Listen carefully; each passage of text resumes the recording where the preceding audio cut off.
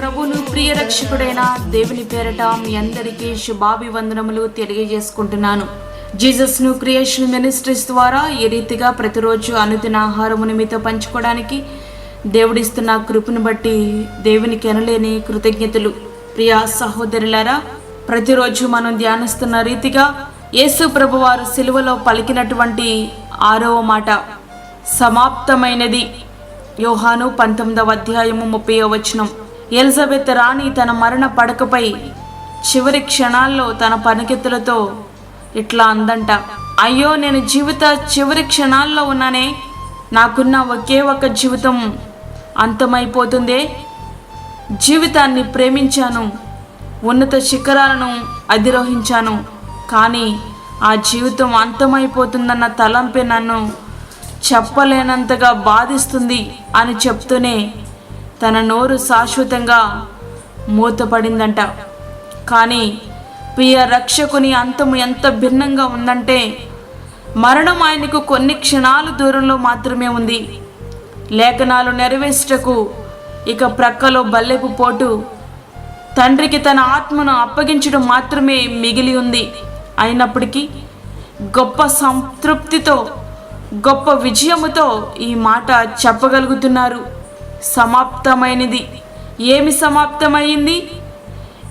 ఏ పని నిమిత్తం పరలోక మహిమను విడిచి దాసుని రూపము ధరించి భూలోకానికి వచ్చాడో ఆ కార్యము సమాప్తమైంది. చేయుటకు నీవు నాకు ఇచ్చిన పని నేను సంపూర్ణంగా నెరవేర్చి భూమి మీద నిన్ను మహిమపరిచితిని. యోహాను సువార్త 17వ అధ్యాయము 4వ వచనం.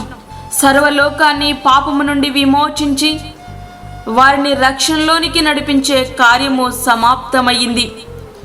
నశించిన దానిని వెతికి రక్షించుటకు మనిషి కుమారుడు వచ్చెను. లూకా సువార్త 19:10. పాపులను రక్షించుటకు క్రీస్తు యేసు లోకమునకు వచ్చెను. 1 తిమోతి 1వ అధ్యాయము 15వ వచనం. చేయాల్సిన బలి అర్పణ ప్రాయశ్చిత్తము సమాప్తమయ్యింది.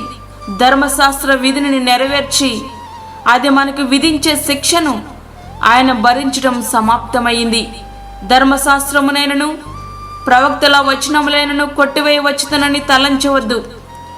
నెరవేర్చుటకే గాని కొట్టివేయుటకు నేను రాలేదు. మత్తయి సువార్త 5వ అధ్యాయం 17వ వచనం. ఆయన శ్రమలు సమాప్తమయ్యాయి. మనము పాపముల విషయమై చనిపోయి నీతి విషయమై జీవించినట్లు ఆయన తానే తన శరీరమందు మన పాపములను మ్రాను మీద మోసుకొనెను. ఆయన పొందిన గాయముల చేత మీరు స్వస్థత నొందితిరి. 1 పేతురు 2వ అధ్యాయము 24వ వచనం. సాతాను శక్తిని సర్వనాశనము చేయడం సమాప్తమయ్యింది. సాతాను ఇంకను బంధించబడలేదు గాని వాడి నాశనం ప్రకటించబడింది. ఇప్పుడు ఈ లోకమునకు తీర్పు జరుగుచున్నది. ఇప్పుడు ఈ లోకాధికారి బయటకు త్రోసివేయబడెను. యోహాను సువార్త 12వ అధ్యాయము 31వ వచనం. ఆయన తన పనిని సమాప్తి చేసి చాలా కాలమైంది. యుగ సమాప్తికి రోజులు దగ్గరయ్యాయి కూడా. 6 అనే సంఖ్య సమాప్తాన్ని సూచిస్తుంది. దేవుని సృష్టిని 6 దినాల్లో సమాప్తం చేశారు. యేసు ప్రభువారు సిలువలో పలికిన 6వ మాట సమాప్తమైంది. ఆదాము మొదలుకొని ఇప్పటి వరకు 6000 సంవత్సరాలు. ఇవి దేవుని దృష్టిలో 6 దినములు. 6 సమాప్తానికి సూచనగా ఉంది. కాబట్టి ఇక యుగ సమాప్తి అంటే ఆయన 2వ రాకడ సమీపం కానుంది అంచనాకు కూడా మనం రావచ్చు. ఈ లెక్కలు కాదు కానీ లేఖనాలు భూమి మీద జరుగుతున్న సంభవాలు వీటిని స్పష్టం చేస్తున్నాయి. ప్రియ సహోదరుడా, వాక్యం వింటున్నటువంటి ప్రియమైన దేవుని బిడ్డ, ఇవేమీ పట్టించుకోకుండా రాకడకు సిద్ధపాటు లేకుండా అంతం వెంటనే రాదులే అని ధీమాతో బ్రతికేస్తున్నావా? వద్దు. ఆయన రక్షణ కార్యమును సమాప్తము చేసి ఆ రక్షణను ఉచితముగానే నీకు అనుగ్రహించారు. ఆ రక్షణ కార్యమును నిర్లక్ష్యము చేస్తే శిక్ష నుండి తప్పించుకోలేవు. కనీసం నేడైనా ఆ రక్షణ నువ్వు స్వీకరించగలిగితే ధన్యతలోనికి ప్రవేశించగలవు. ఆ రీతిగా మన జీవితాలు సిద్ధపరచుకుందాం.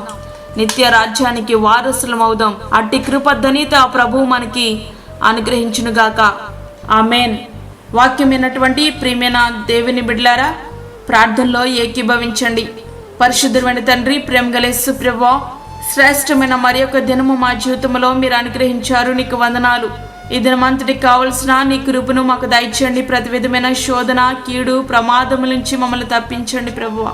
నీ రాకడ అతి సమీపంగా ఉంది. నీ రాకడికి గుర్తులు, సూచనలు జరిగి సమాప్తం అవడానికి సిద్ధంగా ఉన్నాయి ప్రభువా. ప్రతి ఒక్కరు కూడా నీ రాజ్యానికి వారసులు అవడానికి సహాయం చేయండి. వాక్యం విని ప్రార్థనలో ఏకీభవిస్తున్న నీ బిడ్డలను మీరు జ్ఞాపకం చేసుకునండి. వారి కుటుంబాలను మీరు జ్ఞాపకం చేసుకునండి. ఇంకను వారి కుటుంబాల్లో ఎవరైనా రక్షణ పొందని వారు ఉన్నట్లయితే వారు రక్షణ పొందినట్లుగా సహాయం చేయండి ప్రభువా. నీకు స్తోత్రములు నాయన. బలహీనులను, చంటి బిడ్డలను, వృద్ధులను, గర్భిణీ స్త్రీలను జ్ఞాపకం చేసుకునండి ప్రభువా. వారికి నీ భద్రత, నీ క్షేమాన్ని మీరు దయచేయండి. దూరదేశంలో ఉండి వాక్యం బట్టి నీ బిడ్డలను జ్ఞాపకం చేసుకునండి. వారికి నీ కాపుదలను మీరు అనుగ్రహించండి.